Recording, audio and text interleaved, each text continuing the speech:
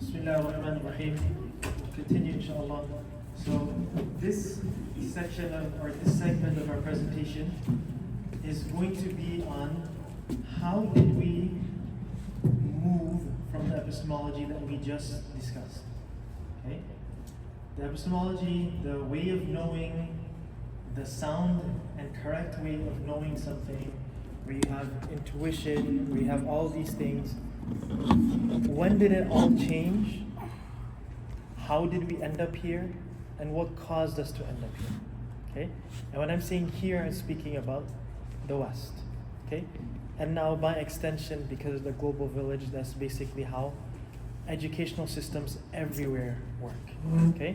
So unfortunately, when a certain philosophy is pushed in the Western sphere, then it reaches its impacts everywhere else in the world as well. Okay? Now, so it all starts with the Muslim. Okay? It's actually a good thing. Okay? His name was Hassan ibn al-Haytham. Okay? He was a Islamic scholar of theology, and guess what? He was also a scientist. Okay? Why? Because that was never a problem before, because their epistemology was correct. Okay? They never saw a problem with that. Okay? There was no conflict there.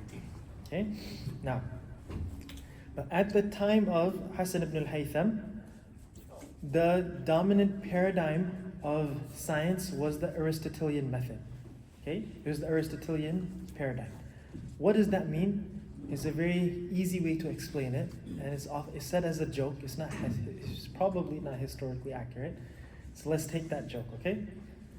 There's Aristotle, and his students are sitting around him, and one of the students asks, how many bones are in a horse? Okay. If you want to know how many bones are in a horse, what should you do? Oh, you're gonna go for veterinarian? You gotta cut open that horse. That's the only way to know. Okay? Because that's an empirical question. Right? It's a question that's the answer to that should come from observation, because that's something that's open to observation. So now what did the students of Aristotle in this joke and Aristotle, what did they do? They started sitting there, and there's a horse next to them, right? But instead of, doing what they should have done to the horse, they're like, well, let's think about the angles that are required for the horse to move, and let's try to reason how many bones are in the horse. Okay? So at that time, remember we have our sources of knowledge. We had sensory perception, we had intellect, and we had true report. In the Aristotelian method, there was an over-reliance on intellect, and they did not give sensory perception its due right. Okay? So even something that could have been achieved through sensory perception, they tried to reason it. Okay? So Hassan ibn al-Haytham, he says, no, that's not what we're going to do. He follows the Quranic principle that when you do something, you should have proof for it. Okay? So he said, this tradition of Aristotle, we're going to reject this tradition. Something that is empirical should be studied empirically. Okay? So the story of Hassan ibn al-Haytham is actually quite fascinating. What happened is he went to the ruler at that time, and rulers are always like rulers. Right? They never change. Okay? He went and he told the ruler, he's like, look, I have a solution that will solve the flooding of the Nile. I'm going to build a dam. I can do the mathematics of how to build a dam. So the Khalifa is like, it's wonderful. Go do it. Right? So he goes and he looks at it, and he's like, there's no way do we have the infrastructure or the resources to actually build the dam. So he's like, well, now if I go back to the ruler and I tell him, yeah, I can't do it, what's going to happen to him? He's going to become that horse. Okay? So he's like, just like we have today, right? When, unfortunately, if it's someone that's of color that does a crime, then we go to jail. And if you're a privileged white, then there's something wrong here. Why can't we use the same defense? We haven't figured that part out yet. Okay? But as it always is, so Hassan ibn Haytham, he used the same defense. He said, actually, Khalifa, I'm crazy. Right? He said, I'm insane. Okay? So the Khalifa said, oh, okay, fine. We're going to put you in house arrest. Okay? So he puts him in house arrest. Okay? And then in the house arrest, he starts conducting experiments. At his time, and we all know this, but you probably never heard, has anyone heard the name Hassan ibn al-Haytham before? You have? Oh, nice, mashallah. Okay. Told you were an exception. Yes, go ahead. No, I was just okay. felt like this was on. Okay. Hassan. Yes. Yeah. Of course. Yeah, mashallah. We have a few exceptions in the crowd, mashallah. Okay, so at the reigning paradigm, or the reigning explanation for how we see at that time, was light comes out of your eyes, and that's how you see objects. Okay? Hassan ibn al-Haytham, what he did was he conducted experiments through the slit in his house and the light coming through it, that showed that actually it's the light of the sun that reflects off of objects and then reflects to your eyes. Okay? And then he wrote his very famous book, which was called Kitabul Manadir. Okay? And when he wrote this book, it went through Europe like wildfire. Right? It's translated in every major language. Okay? And when it came to Europe, this is what actually caused the scientific revolution in Europe. Okay? The West has the Muslim world to credit for this change in scientific method. Yes? There was one other, or actually there's a lot of other scholars, but one of the most other of note was, I think, Ibn Sina. Ibn Sina, he did also a lot of philosophy. He was also on the science side. Yeah. Okay? So this book on Kitabul Manadir, it's a book on optics. Okay? But the most fundamental, you can say, contribution that he had was he fundamentally changed how you should look at science and what should the scientific method be. Right? There's something that is empirical and something that's open to observation should be done through observation. Okay? Now, even when you look at the foundations of Western modern science, okay, they were all theist, meaning they all believed in God.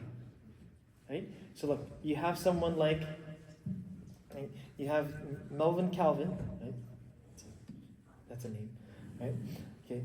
He notes that monotheism, right, believing in one God, gave the notion that the world would have a single coherent nature. Okay? Think back to our discussion about proving Tawheed yesterday. Right? Even our experience, right? You put your hand in fire, it's gonna burn. And then you think that, okay, if I do it again, it's going to burn. That's the foundation of all science. The foundation of all science is based on what? That there's going to be a single coherent nature. But what justifies that there's going to be a single coherent nature? That there's one creator that created it all. Right? If there are multiple creators, then you would expect conflicting systems. Okay? So that's why this is not a Muslim, right? And it's not just any random person that's speaking. Is the Nobel Prize guy, right? He's saying that you can credit monotheism, right, to is that the world has a single coherent nature. Okay? Now, when you look at founders of modern science, right, we'll just read a few quotes. Newton believed that the laws of nature manifested the essentially divine will evident in the common concourse of nature. What's he saying? He's saying that the laws of nature themselves, they don't mean anything. Okay? Those laws of nature work the way they do because of the will of Allah. Remember how we talked about agents and objects? Right? Gravity works the way it does gravity is there because of Allah. It has the parameters that it does because of Allah. Okay? And you will see that as we progress in these slides, you'll see how this now changes. Okay? Kepler, right? Mathematical precision in the planetary movements suggests design. Right? The world, the way that the Earth orbits. Right? Even if you when you study like chemistry, right? And you study like physics, and that's what I'm saying, your study of science should increase your faith in Allah subhanahu wa ta'ala. Right? The fact that you can calculate, right? Okay, what's the angle of the spin of this electron? Did you ever think about the fact that you're able to calculate that? It's precise. Why are you able to, what made it so that you can calculate that? Right? What makes it, what regulates that? That you can do it with mathematical precision. That all of the celestial bodies, they move in this precise manner. Right? As Allah subhanahu wa ta'ala says, مَا تَرَى فِي خَلْقِ الرَّحْمَنِ مِنْ تَفَاوُتٍ. Right? The orbits don't crash into each other. Right? The sky is not in chaos. Okay? That's what Kepler is saying. Okay? He says, Robert Boyle, anatomical structure suggests the activity of a designing agent. Right? Look at how your hand functions. Right? It's like a toolkit right here. You got like thumb, this. Each one said Al-Imam al-Ghazali is one of those scholars that I just love reading. You should just hear about how he talks about your palm. Right? You ever think about your nails? How many of us have thought about our nails? It's like, it's Jummah, I should cut my nails. Right? That's as far as we think about nails, right? Imagine if you didn't have nails. It would be hard to grip, right? Your nails give you that, it gives you that like tension that allows you to pick something up, right? Right? So imagine like your thumb has such versatility. You know when you notice these things? Wow, when you break one, right? Hashback to a football injury, when you fall on your pinky and you break it. It's like, oh man, I can't move it. It's like, oh, now I know the value of my pinky, right? And that's when you but all of these are anatomical structures, right? Is designed, okay? But now we have it changes, right? There's a rise of scientific materialism, okay? There's this idea that science can function without religious belief, okay? So we're now moving away from our epistemology. The first thing that gets removed is revelation. So you have perception, you have intellect. The first thing that they remove is what? Revelation. Okay? Why does that happen? It's a Western problem. I'm going to repeat this. This is a Western problem that has been imposed on the Muslim world. Okay? You have something called the 30 Years' War. Okay? It's called the 30 Years' War.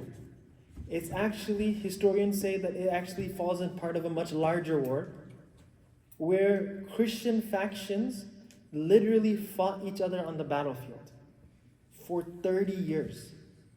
Okay? So what's happening to the common man? The common man associates religion with what? Violence. Okay? The common man in Europe, in the West, is associating religion with murder. People losing their lives. Okay? The Christian church is corrupt. It supports, right? At this time, it supports those that are already in power. It's supporting those that are rich. It takes money from the poor. Say, give the church money and I will write for you that, hey, you're not going to go to hell. You ever imagine a masjid doing that? Imagine Brother Jamal's like, hey, you write this check to the masjid, mashallah. No more salah for you, Habibi. You're good, mashallah. Yeah, it's called Yes, exactly. They literally had a receipt. You're forgiven. Right? And it's still in some country until now. Yeah, subhanAllah. Okay? So this was the corruption of the Christian church. Okay? Okay? So this is a psychological problem in the psyche of the Western Christian. Okay? They associate the church and therefore by extension revelation with what? Corruption and war and death. So here you have, okay, well, we don't want religion. So now what comes to the rescue? Science. Okay? What's science doing? Science is creating technology. Right? Science is creating things for you to have money. It's like, aha, we have a savior. Okay? Do we have a problem with science? No. The problem is what? Science is going to solve all the problems that religion was not able to. Let's get rid of revelation. Science is going to fix all of our problems. Okay? This is, we hear these words thrown around all the time. Like, this is modernism. Right? This person's a modernist. He has modern thought. Okay? It's actually a term. If you want to summarize modernism, it comes down to overconfidence. Right? I have confidence here. I would put overconfidence in the scientific method. Okay? Rejection of tradition and revelation. Okay? So now let's look at this one for a minute. For the Western Christian, rejection of tradition meant what? What are they rejecting? They're rejecting the church. Okay? Now what happens in the modern day Muslim says, why do I have to listen to what scholars of the past said? I can understand the Quran directly. That's a modern thought. That's the lingering effect of modernism being imposed on the Muslim mind. We don't have a problem with our tradition. In fact, we call ourselves Ahlul Sunnah wal Jama'ah. We are the people of Sunnah and the Jama'ah of the Sahaba. We understand the Quran as the Sahaba understood the Quran. That's our tradition.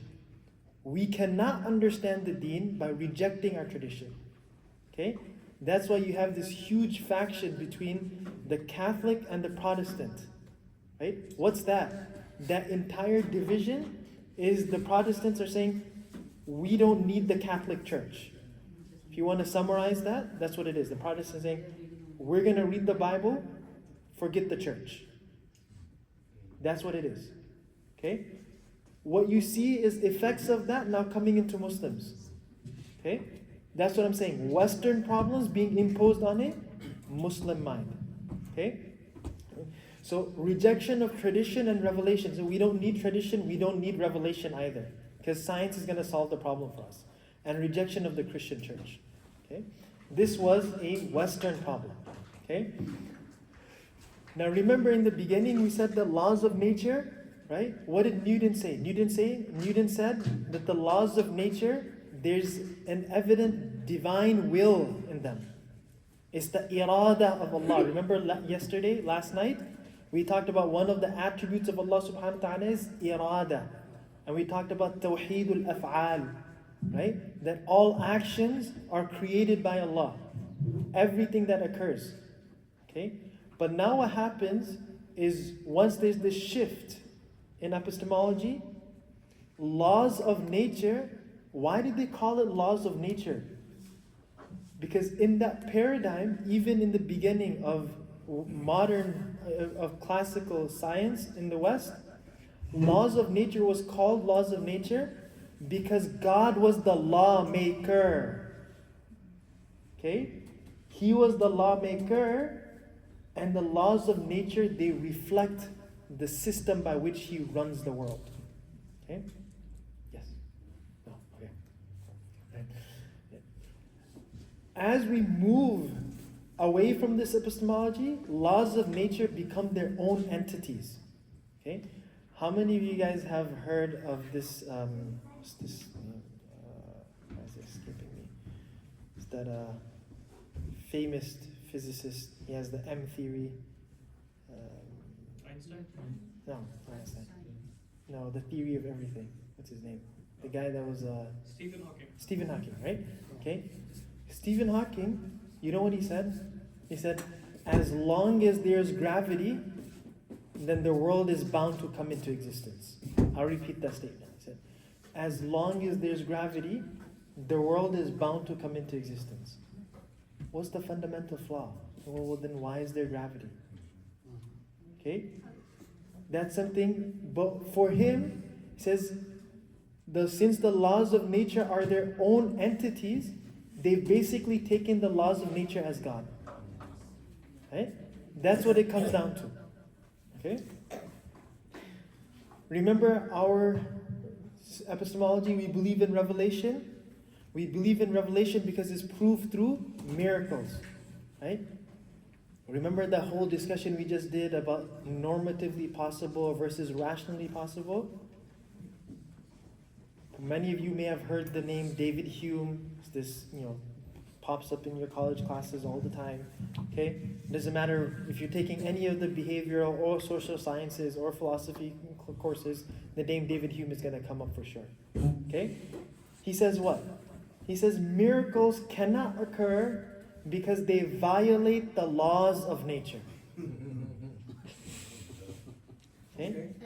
Like, they violate the laws of nature. It's like, wait, whose laws are they? Okay?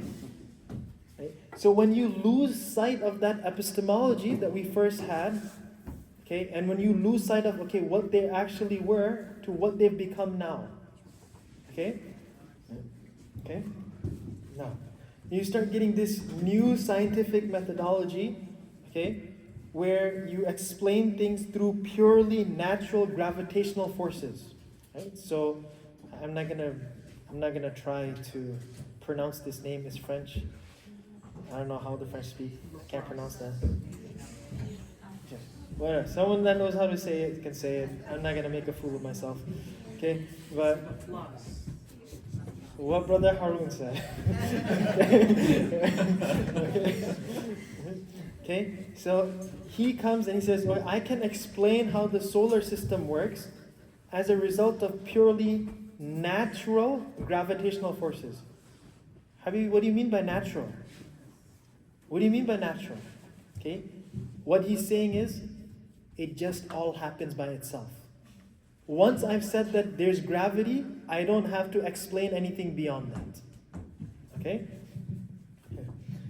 With this in mind, you can now contextualize Darwin, right? Darwin is the one that usually everyone knows. Okay? If you think about it, someone that hasn't heard of these things before, someone that's fitrah is intact, right? I've done this experiment with my own children, with my own child, right? My son. The daughter's too young to understand these discussions, right? My son, by the way, just for context, he's like 6 or 7 years old, right? So I like playing mind games with him, right? So I ran this theory past him, like, hey, does it make sense that, you have like this cheetah, the cheetah came from like something else, and that something else came from a snake, and the snake came from like this bubbling pool of mud. My son's just looking at me, he's like, what are you talking about? Like, what are you talking about? Okay? But this theory finds currency. Why? Because it fits what's happening in his time. Okay? Because the theories of his time are all saying what? There's a natural process by which everything occurs. Okay? The solar system has a natural process, gravity. What happens how do mountains shift and change and all the different changes that you see in the earth? There's a slow, gradual, natural process. What they've done is they've made nature its own entity.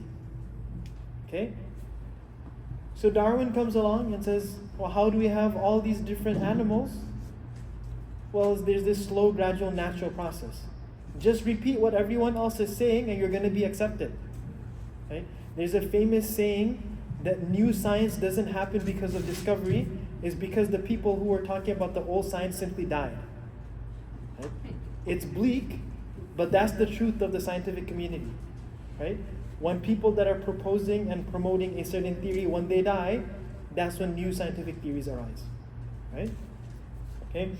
Now, I'm not reading all of it because I'm trying to make sure that we get through as much as we can. Okay? Now what happens? The West goes on a very tumultuous ride. Okay? What happens with modernism is like science is great. It's going to answer all of our questions. Science not only, now this is the fundamental mistake that they made, is using your observation is good for things that you can observe. You want to know how many bones are in a horse?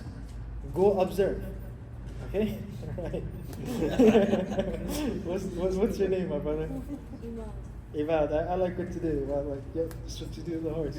Okay? Right? So that's what you should use observation for. But is the empirical method going to show you how to run a successful society? Okay? You had disastrous projects. You had communism, disastrous. Marxism, disastrous. You had the entire Nazi movement, disastrous. Based on what? Based on sciences. You ever think about the Nazi movement? The Aryan race is superior. Does that sound like oddly like familiar from somewhere? Survival of the fittest. Where do you think that came from? It didn't come out of nowhere, right? So many times you have a lot of like common, right, that people are exposed to, but you don't connect the dots back to the philosophical idea that it comes from. Okay? Hitler basically comes along and says, let me speed up the process of evolution. Let's just make this thing go faster. That's literally what he's saying. Right? You can find articles on this. This is the philosophy with which Hitler is working. Okay? Disastrous. Leads to what? 2 world wars. Okay? This is what happens when you don't have correct epistemology. Okay? When you say science is going to answer how we should run a society. Science is going to answer how we should allocate resources. Should it be communal? Should everyone have individual? Okay? Islam tells us how economy should work. Islam tells us how people should be governed. That we get through revelation, not through observation. Observation in science is not going to give you that. Okay? You need wahi for that. Okay? And the ultimate meaning of life. Okay? It led to 2 disasters, the 2 world wars. Okay? What happens after the 2 world wars? This is what we're faced with now. Okay? When people saw the disastrous effects, they said, instead of reverting back to the actual and the correct and sound epistemology, they took a completely different route. Okay? They said, well, look, if science cannot answer our problems and it can't give us the answers, there is no answer. Did you hear that? Okay? There is no objective truth. Okay? It's all relative. Things starting to sound more familiar now. It's your truth. It's your truth. Whatever you say. Yeah, whatever you say. I want to be a dragon today. That's your truth, brother. Live it. You're a dragon. Okay? You want to be a pink dragon? Be a pink dragon. Go for it. Your truth. Okay? Because there's no objective truth anymore. Okay? That is scary. That's very scary. Because you think there's no truth. There's no meaning to anything. Right? There's nothing that grounds you. Okay? Remember at the beginning I said the apex and the culmination of current modern Western philosophy is just complete skepticism. There's no truth. This is whatever you want it to be. Okay? So sometimes we see the effects of it today, right? And every other khutbah is like, oh my God, people are saying that a man can be a woman. Okay. Where did that come from? Where did this train ride start? This is just a station on that train ride. There's a lot more to come. You know what it's going to end in? It's going to end in Dajjal. When Dajjal's going to tell you, hey, this isn't Jannah, this is Jahannam, and this isn't Jahannam, this is Jannah. Stop. Okay? There will come a time where he will convince you that no, this hell isn't actually hell, it's actually heaven. So what you're seeing is the pre-Dajjal phase. Right? And it all starts with this. When you lose sight of that correct epistemology. Okay? So this explains the many social phenomena that we see today. Okay? It's all connected back to how you know something. And is there objective knowledge? By the time the West reaches postmodernism, there is no objective knowledge. It's all relative. You live your truth. I'm happy for you, you be happy for me. Okay? Except when we want to do things the way we want to do it, then they're obviously not happy with it. Okay? Now, okay. So now to kind of get a look, we kind of talked about how we got here. We're going to quickly go through we're going to quickly go through their epistemology, the things that they reject. Okay? With naturalism, intuition is out the door. Okay? There's anything that you know based on intuition. Causes, effects require a cause. Okay? No. That's not true anymore. Okay? There's this, in the recent past, you have this very famous historian and also an atheist. His name was Bertrand Russell. When he was asked about the universe, he has a very famous statement. He said that the universe is a brute fact. Does anyone know what he meant by that? Right? He said the universe exists, just deal with it, don't ask why. It's just a fact. That's what he means. He says the universe is a brute fact. It exists, and that's all we say about it. We don't ask why it exists. Okay? Why? Because there's no basic belief. There's no belief you can't, it needs a cause. No, it doesn't, it's not there. Okay? Similarly with reasoning. Okay? Ultimate causes are beyond human cognitive faculties. Okay, now I want to explain this part because this part is important. Okay? Ultimate cause. When we trace, like you take a very simple phenomenon, right? Okay? Let's say that, okay, the way that the planets orbit. Okay? Well, because there's gravity, right? What do we say? We said, okay, well then why is there gravity? That needs an explanation. Okay? And we would say, okay, well that explanation is going to be something that's now outside of nature. Anything that's going to be in nature is going to require an explanation. So there has to be an ultimate explanation that itself does not require an explanation. Okay? Now what naturalism says is that you cannot explain anything in nature with something that's outside of nature. That's a philosophical stance that's not supported by science.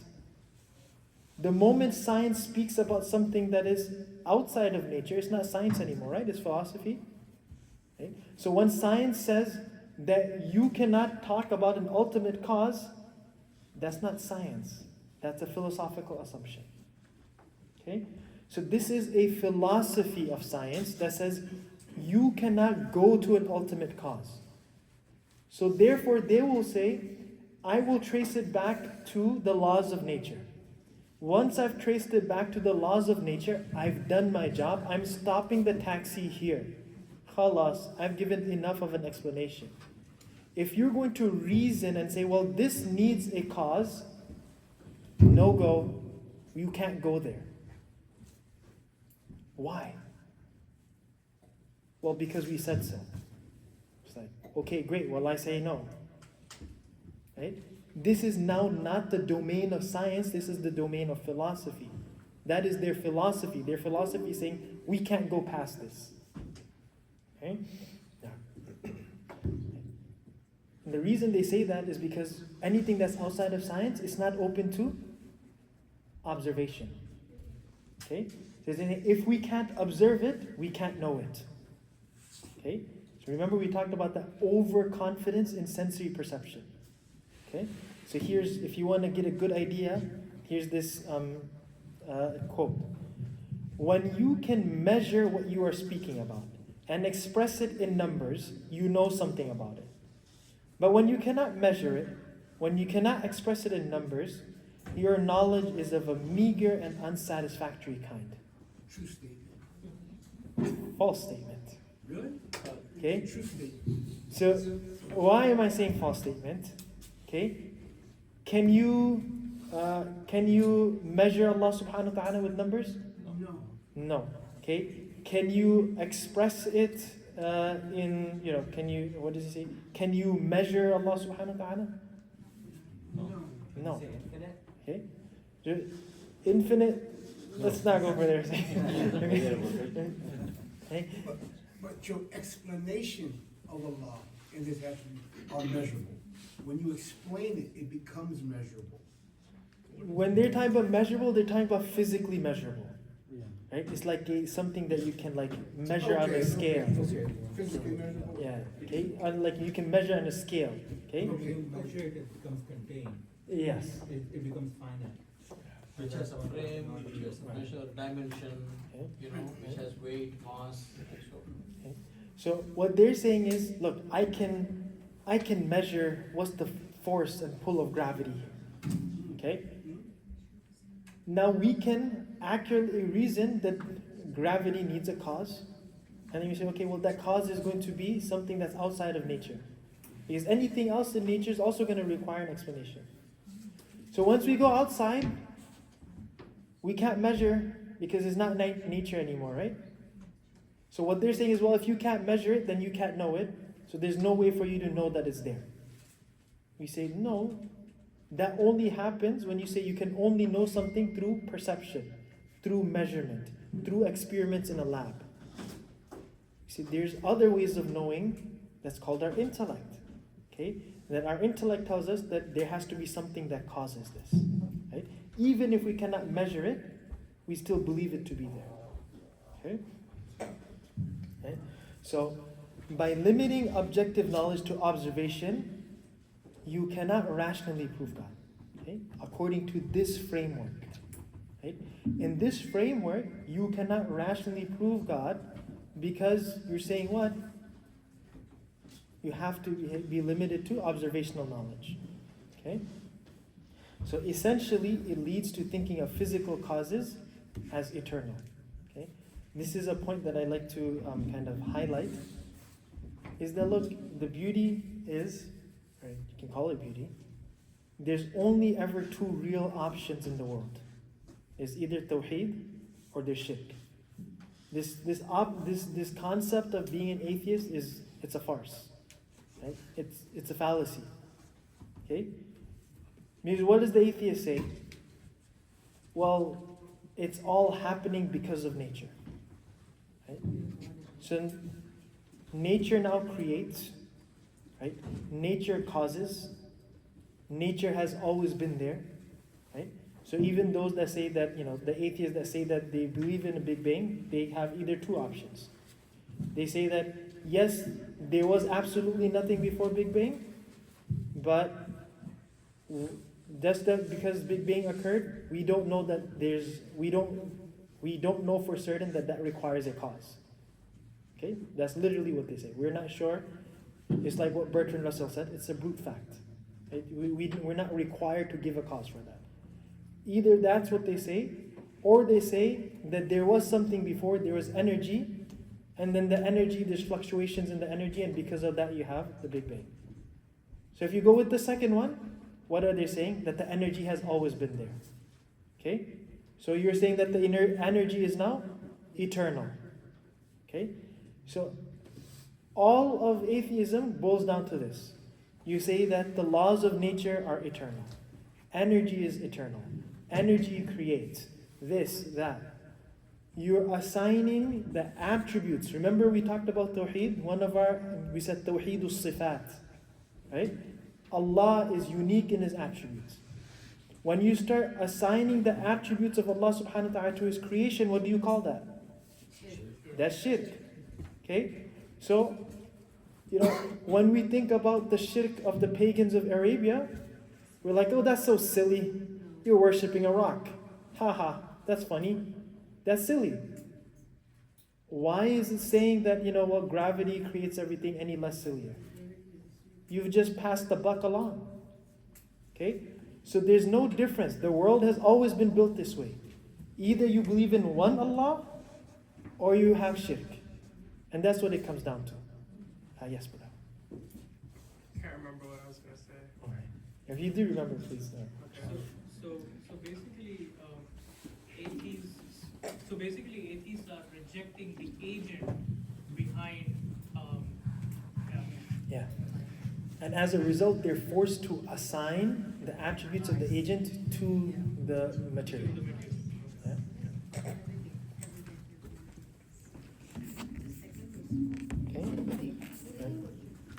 If objective knowledge is limited to observation, miracles are impossible. Why? Because we don't observe miracles happening on a normal day-to-day, right?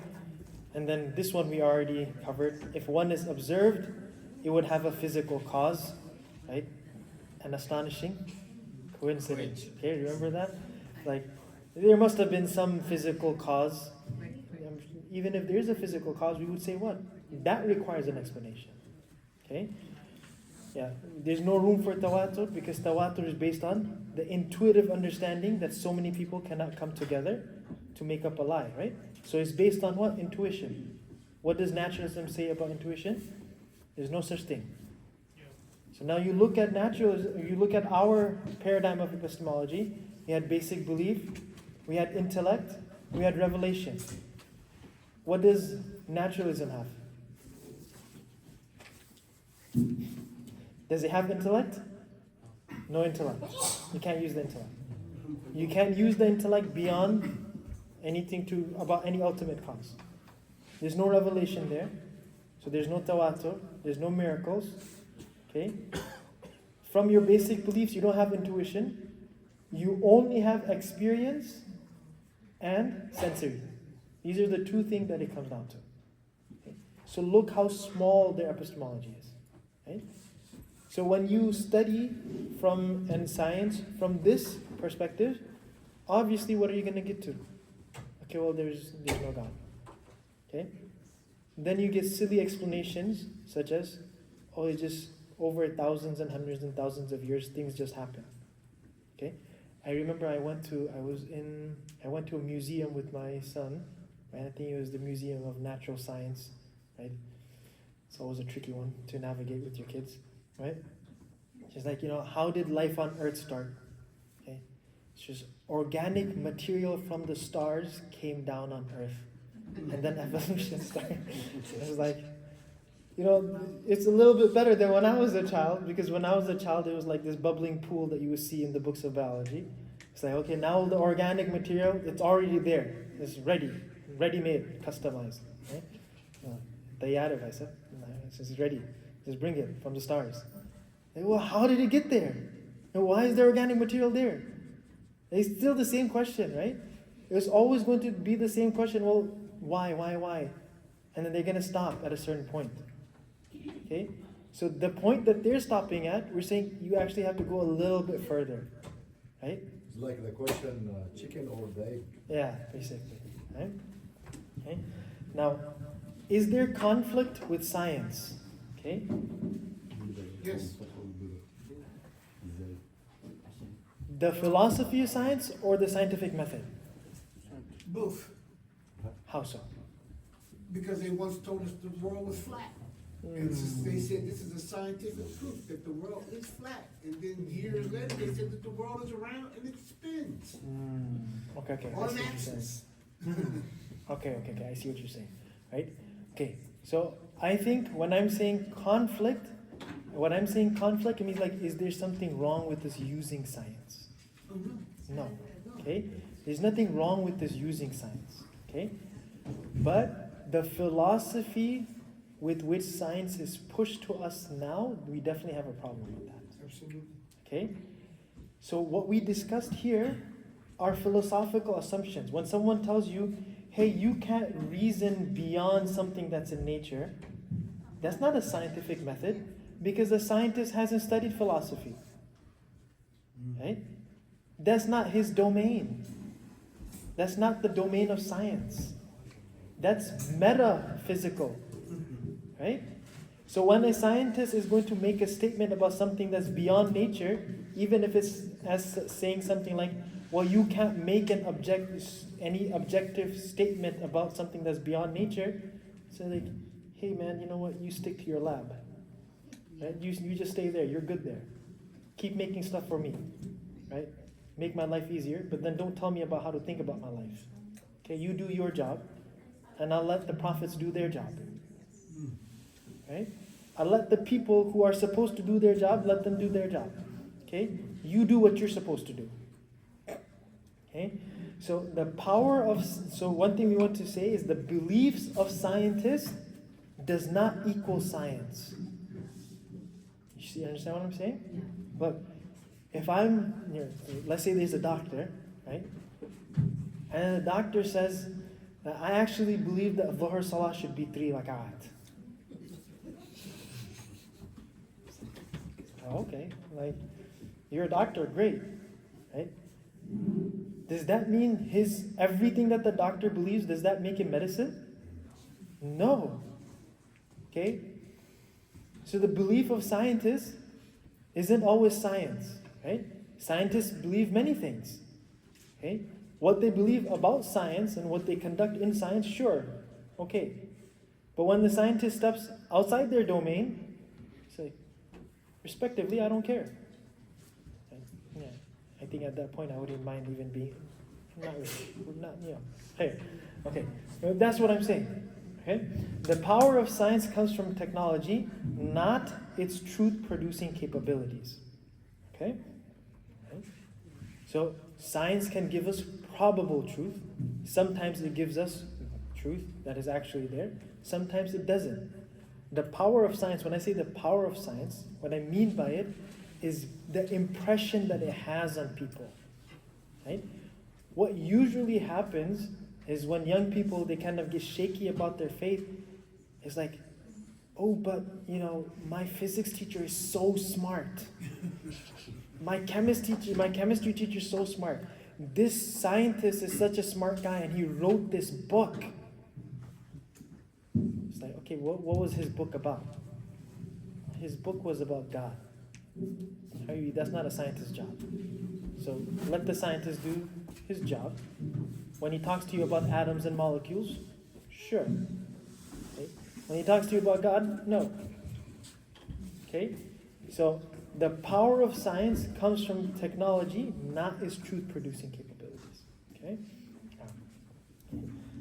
We were supposed to end at 12. Yes, okay. It's 11:53. Okay? I have another set of slides that on my end I would love to do with you guys. If you guys are willing to stay, then I am willing to continue. Yeah. I don't want to push people's capabilities of how long you can stay for. We can continue for what is there. Yes? Inshallah. Do we have agreement on the other side? What's next? Sisters? What's next? Little What's more? next? What's next?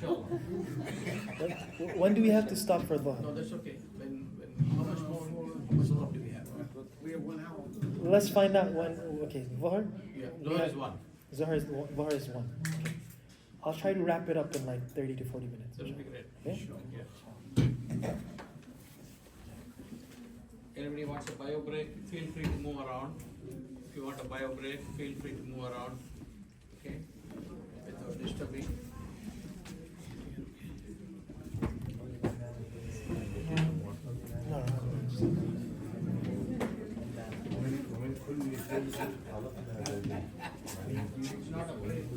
Okay. So now we're going to go into, inshallah, the Quran and the proof of Allah subhanahu wa ta'ala's existence. Okay? So one thing that we want to state over here, and I would like to state, is that the Quran is not outwardly, or I can put it this way, does not directly address this question because it is something very intuitive. Okay? But the signs of Allah subhanahu wa ta'ala that He mentions in the Quran, you can build from them a very intuitive argument for the existence of Allah subhanahu wa ta'ala. Okay? And our scholars, they then formalize them into arguments. Okay? The first one is called Dalilul Imkan. Okay? Forget the definitions. Okay? I want to take an example, and I think the examples make everything easy. Okay? Let's take this field trip in our minds. Okay?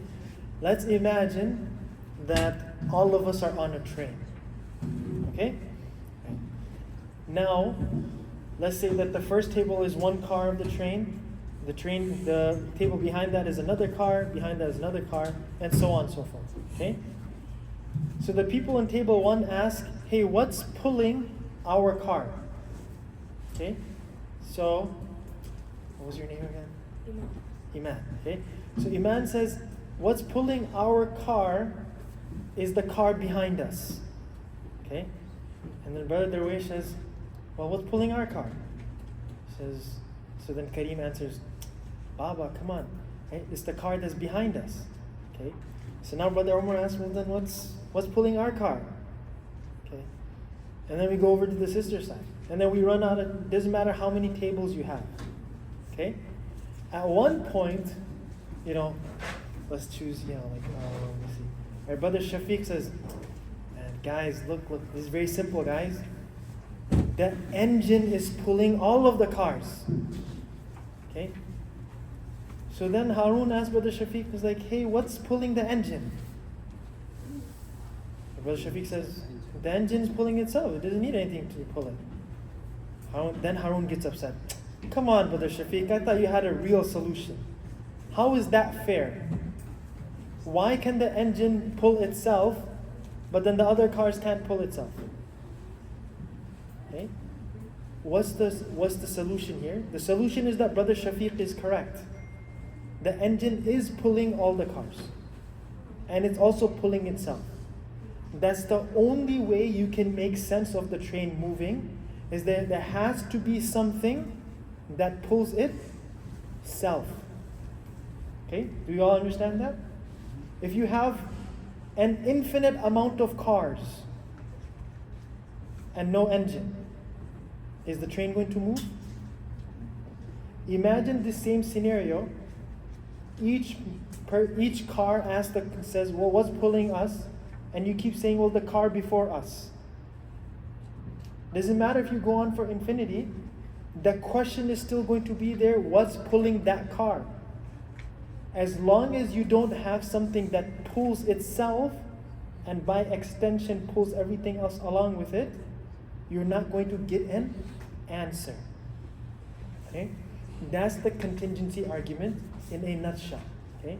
Another example is you have a chandelier. Right? If you have a chandelier, if you want it to hang, what are you going to do? Okay, look good. You said use a chain, right? Is the chain all that you need? What do you need? You need a roof, right? Doesn't matter if you have 100-foot chain, but no roof. Is the chandelier going to hang? You have 1,000-foot chain, no roof. Is it going to hang? No. A chain that goes on for infinity and no roof, is it going to hang? No. Because for each link, you're going to say, well, what's holding it up? Unless you don't have the roof, it's not going to work. Okay? So as long as you can ask the question, why, you're not going to get a complete answer. Only when you get to saying something, well, this holds itself up. What holds up the roof? The walls. And then what holds up the walls? The foundation. Right? There has to be a foundation. Okay?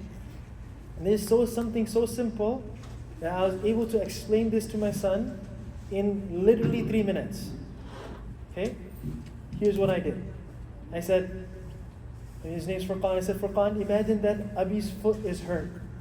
What's he gonna do to walk? I can't stand straight. So you're completely like how children think. Okay?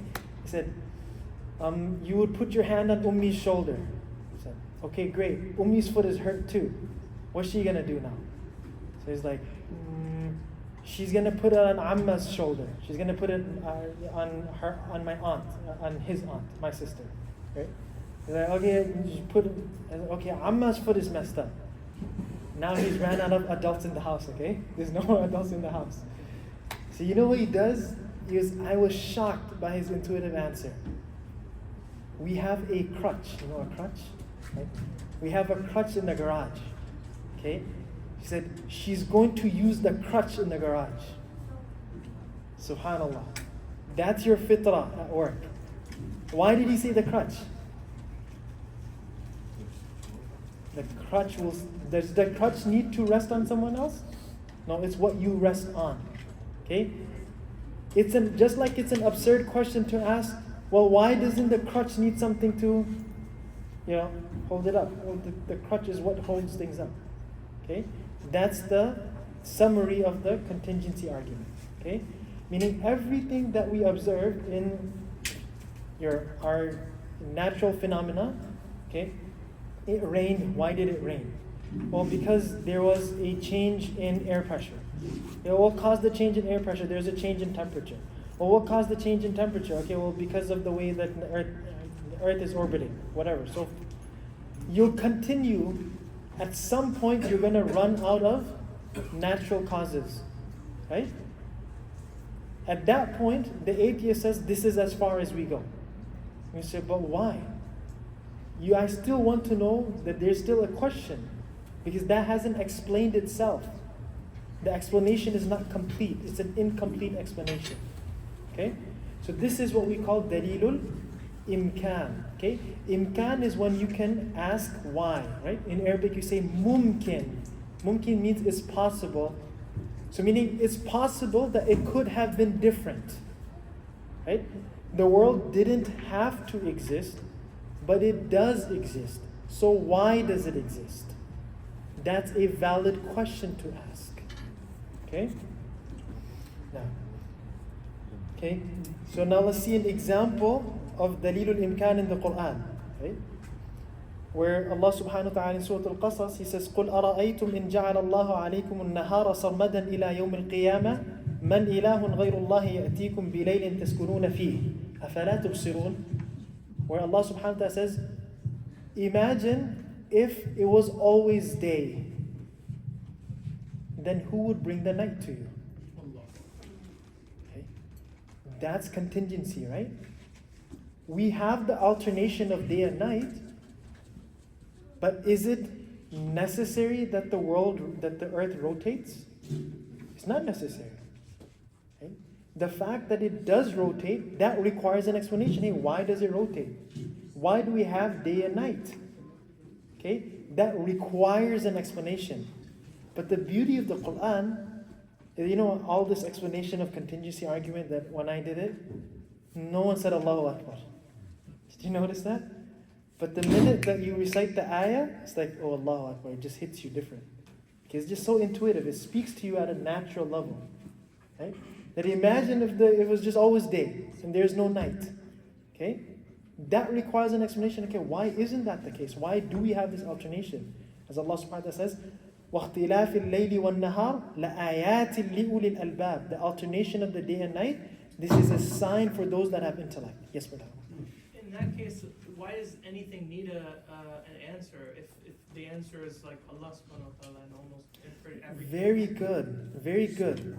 Absolutely. Very good question, right? And I think a lot of times we make this mistake, right? So I still remember, right? And I feel bad about doing it. One time my son asked me, about why is the grass green? It's like, man, I really don't feel like explaining chlorophyll right now. It's just not one of those days. I don't have the mental capacity. I'm like, yeah, you know what, Furqan, Allah made the grass green. It wasn't a good answer. Not a proud moment as dad, I should have explained chlorophyll to him, right? And I should have explained to him how Allah works. The reason we conduct science, and we don't just say, we do say Allah did, but we do ask, كَيْفَ خَلَقَ اللَّهِ? How did Allah create? This fundamentally changes how you look at science. Because when we study science, what we're asking is, I want to appreciate how Allah creates. Right? When I study science, it gives me the appreciation of Allah's qudrah, His power. It gives me the appreciation of Allah's knowledge. What infinite knowledge Allah has that He created. These biochemical machinery. Right? You know that the hummingbird, they haven't been able to produce a drone that can move even close to as fast as the hummingbird beats its wings. Right? It is fascinating. You talk about today, they talk about nano machinery. What happens inside your cell, that's nano machinery. So when you study biology, you're studying how did my Rabb create me? Right? How did Allah fashion me? وَفِي أَنفُسِكُمْ أَفَلَا تُبْصِرُونَ. Don't you look within yourself? A doctor should have amazing yaqeen in Allah subhanahu wa ta'ala. Right? A doctor should have full conviction in the power of Allah. Yes. But in that case, you still always reach the end of, oh, how did Allah subhanahu wa ta'ala do this? You can always keep going down, right? As in, can you maybe reword So, that? like, for example, what are things made out of? You could say, okay, things are made out of matter. What is matter? Atoms. What is atoms? Quarks and leptons. What is Yeah. quarks and leptons? Fluctuations in waves and stuff. How do those waves come to be? How did Allah subhanahu wa ta'ala make those waves come to be? We still don't know that, but we just say that, oh, Allah subhanahu wa ta'ala did that. So that's good, right? So what we can say is sometimes, atheists like to call this the God of the gaps argument. We don't do God of the gaps. We say we're with science all the way. We want to know how Allah creates the fluctuation in the energy, right? We want to know how all of that happens, right? But at a point, we are going to come where we're going to say that Allah subhanahu wa ta'ala directly created it, right? That's that point of creation, right? Where Allah subhanahu wa ta'ala creates it. And at every point, that's the beauty of it, right? It's not like Allah subhanahu wa ta'ala created at one point and then just let it go. No. Right? At every point, everything that's changing, every little manipulation, because that's a creation. Right? That's something that's coming, that's an action. Allah creates it. And so if you look at the world with that mindset, you're continuously in the remembrance of Allah. Right? Every minute that you're like, okay, well, this is how the energy fluctuates. We have these fields of energy. Right? You have this, you have that. All of that, you're saying this is how Allah does it. And we're with science all the way over there. We want to know as many secrets of how Allah creates as we can. Because all of it increases us. But to your point, yes, there is going to come a certain point where we're going to say, well, this is where Allah created directly.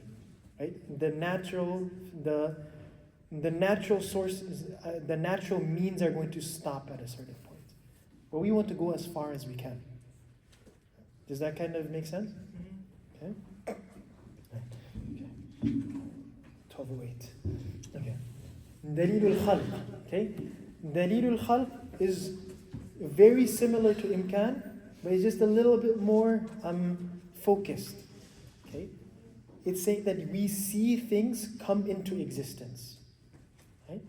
When we see something comes into existence, that requires a explanation. Okay. You walk past a field, right? So we see it every spring, right? The earth is dead, right? There's no vegetation there. And then all of a sudden there's vegetation. Okay? Now, as we discussed before, the atheist explanation is going to be what? Rain, the earth, the sun. Yeah? We're going to say, well, all of that also requires an explanation. Okay? Dalilul Khalq is probably one of the ones that is most used in the Quran. Okay? Because it's something that we observe. When we observe something, it makes the most sense to us. Okay? So, I know I'm skipping some of the slides, but I'm just trying to stay with the time and I'm trying to be respectful of your time as well. Okay? For example, Allah subhanahu wa ta'ala, He says, أَمْ خُلِقُوا مِنْ غَيْرِ شَيْءٍ أَمْ هُمُ الْخَالِقُونَ. Right? Allah subhanahu wa ta'ala brings the question to human beings. Were you created from nothing? Or are you the creator? Right? And can something be created out of nothing? Right? There has to be a reason then. Okay? The Sahabi radiallahu anhu, I forget his name, is he said that I walked into the Prophet ﷺ, I walked into the masjid for Maghrib Salah. And the Prophet ﷺ was reciting this ayah, أَمْ خُلِقُوا مِنْ غَيْرِ شَيْءٍ أَمْ هُمُ الْخَالِقُونَ. So I want you to put yourself there. You know the meaning now. Imagine yourself listening to that from the Prophet ﷺ. Okay? And the companion, he says that this is when I became Muslim. And when I walked in, I heard the Prophet ﷺ reciting this verse, and he says, كَأَنَّمَا فُؤَادِي طَارَ مِنْ صَدْرِي. Right? He says, as if my heart flew out of my chest. Right? Because when the Prophet ﷺ is reciting this, he has such power behind how he's reciting it. Like, there's just that conviction that were you created from nothing? Did you create yourself? Of course not. So Allah created you. أَمْ خُلِقُوا مِنْ غَيْرِ شَيْءٍ أَمْ هُمُ الْخَالِقُونَ. Okay? Then Allah subhanahu wa ta'ala points to that's what's around us. It's a very famous surah we recite many times. أَفَرَأَيْتُم مَا تَحْرُثُونَ. Do you see that which you plant? أَأَنْتُمْ تَزْرَعُونَهُ أَمْ نَحْنُ الزَّارِعُونَ. Do you make it grow or do we make it grow? Right? What do we learn in school? Yeah, you're doing it. Right? You put it in, and then you just let it go, and it just happens. You did it. Good job. Right? You know what I've noticed? Some of the people that have the greatest yaqeen, they're the farmers. Right? Because as a farmer, you need absolute trust. I'm gonna do my job, but the farmer knows that in the end, I can't guarantee whether the crop is gonna come or not. You know somewhere that I really like to go? The farmer's market. They got nice, organic, fresh food, right? So I went to I just related, it's like anecdotes, right? So we don't get bored. I went to the farmer, and he's like, this is chocolate mint. I'm like, I know that's a chocolate, but you're pointing to a plant, man. He's like, yeah, this is chocolate mint. So what do you do? Like, you like chemically, like, you like infuse like chocolate flavor in there? It's like, no, son, I don't do that. God does that. Right? You see what I mean? Right? The farmers, they have that because like, I didn't make it happen. Right? Because he knows, like, I just put the seed there. That's all I did. Right? I just did my job, but the rest of it, like, how does it come out? Right? So I actually say that, like, like what happens is, sorry for a little bit of a tangent, but like we need to get our kids to work with nature in their own hands. Right? Have your kids plant, and then have them experience the miracle and the signs of Allah with their own eyes. Like, look, son, daughter, we're gonna put in the seed. We're gonna do our job, and now watch how Allah does His job. Right? And then make them say, Alhamdulillah. Alhamdulillah, thank you Allah for creating it. Right? You want to teach your children and keep them on the fitrah, do these activities with them. Okay? Now, okay? Some of the other signs that Allah subhanahu wa ta'ala points to is dalilun nizam, right? That several parts, they work together towards a function. Okay? What do you call design? Design is multiple parts, they work together towards one single goal. Okay? So now, if we look at, does anyone know what this is a picture of? What does it look like? Looks like a slide. Okay?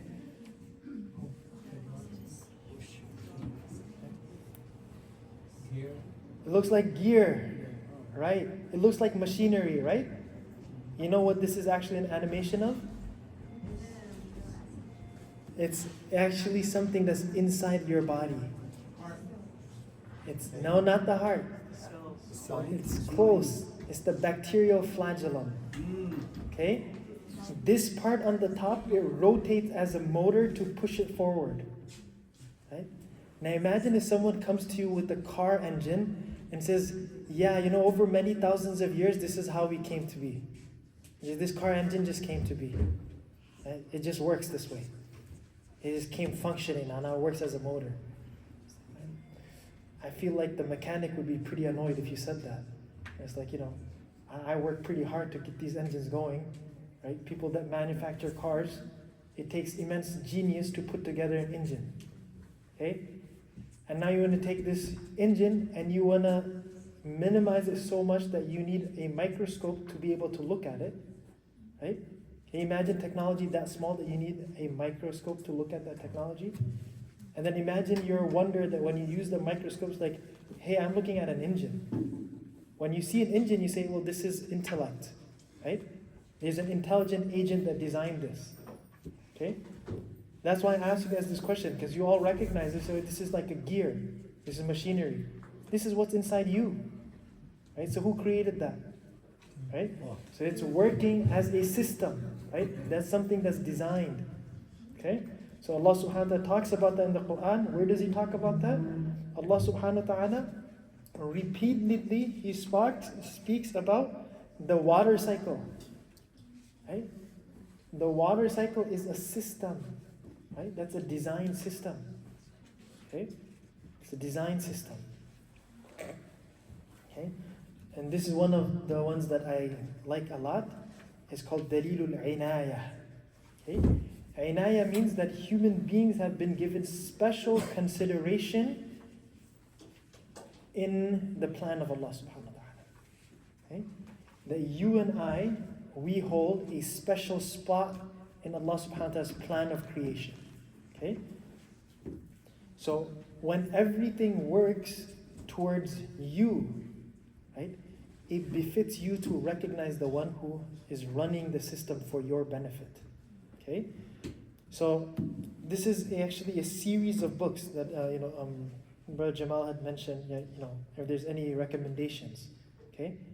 There's this series of books called the Privileged Series, right? The Privileged Species, written by Michael Denton. Okay, for all of the guys and the students that are in school, you're studying biology, you're studying chemistry, I want you to read this, right?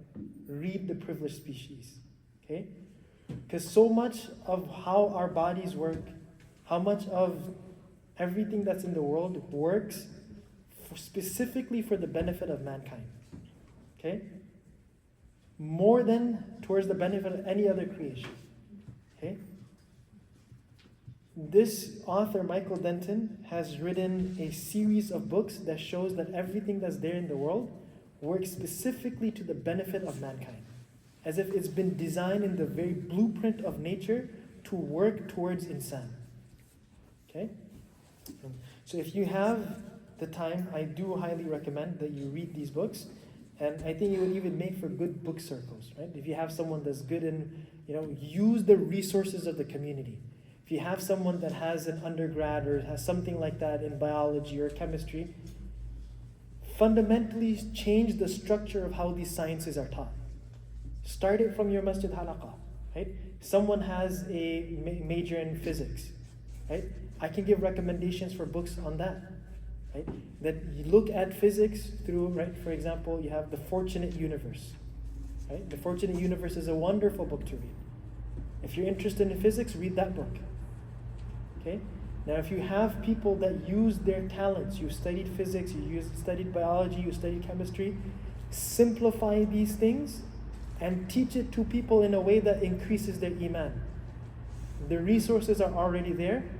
The Christians are already doing it. As Muslims, we're behind, right?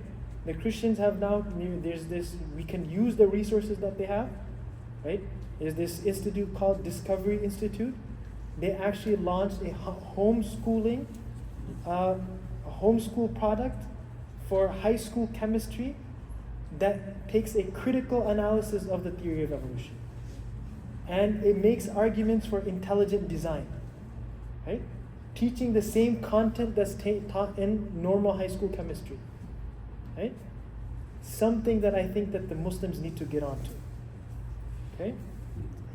So, Dalilul Inayah, that also comes in the Quran, right? Allah subhanahu wa ta'ala talks about it very early on in the Quran, in Surah Al-Baqarah. Ya ayyuhan nas, u'budu rabbakum. O people, worship your Rabb, alladhi khalaqakum walladhina min qablikum. The one who created you and created those before you. Which dalil is Allah mentioning? Dalilul Khalq. He created you and those before you. Okay? And then immediately followed with dalilul inaya, special consideration. Look, الذي جعل لكم الأرض فراشا. He made the earth a restful place for you. Imagine if all of the earth was like mountainous terrain. Would you be able to farm on that? No. Okay? The mountainous, the topography of the mountains, it has certain benefits for us. We get minerals, ores, all these things from the mountains. But then there are parts where we can farm. Right? جَعَلَ لَكُمُ الْأَرْضَ فِرَاشًا. Right? He made the earth for you. وَالسَّمَاءَ بِنَاءً. And He made the sky like a covering for you. Right? Like a roof. Okay? Lakum, for you. Okay? There's the book that Michael Denton has is Children of Light. Right? If you read Children of Light as part of that privileged species, just read about how sunlight comes to us, which type of rays are automatically deflected by our atmosphere, those that are harmful for us, and exactly the ones that we need to be able to see, and for chemical processes to occur in this world, exactly that type of radiation is allowed. In a nutshell, exactly what we need reaches us. Whatever is harmful for us, the sky reflects it back. Coincidence? No. وَالسَّمَاءَ بِنَاءً. Made it for you. Right? وَأَنزَلَ مِنَ السَّمَاءِ مَاءً. And He sends down from the sky water. فَأَخْرَجَ بِهِ مِنَ الثَّمَرَاتِ رِزْقًا لَكُمْ. And through that rain, He brings out fruits. One is to say, okay, yes, now the fruits that come out, I know that Allah exists because He caused it. But that's a very small statement. Beyond that is to say, He brought it out for you. Right? For you and I to appreciate Allah subhanahu wa ta'ala. Okay? So when we look at vegetation and when we look at fruits, mashallah, we had fruits today. Right? Imagine the power of Allah that went behind all of that. And all of that was for who? For you and I. مِنَ الثَّمَرَاتِ رِزْقًا لَكُمْ. Then what does Allah subhanahu wa ta'ala tell us? فَلَا تَجْعَلُوا لِلَّهِ أَنْدَادًا. Then don't make partners for Allah. No one else did it. It wasn't gravity that did it. Right? It wasn't, it wasn't the laws of nature that did it. Right? It was Allah subhanahu wa ta'ala that did it. Okay? Inshallah, I think this is a good spot to end, inshallah. We can end here. If there's any questions, I'm willing to take questions, inshallah. Sure. Okay? And then if there are no questions, or once we're done with questions, I think probably we can break for the inshallah.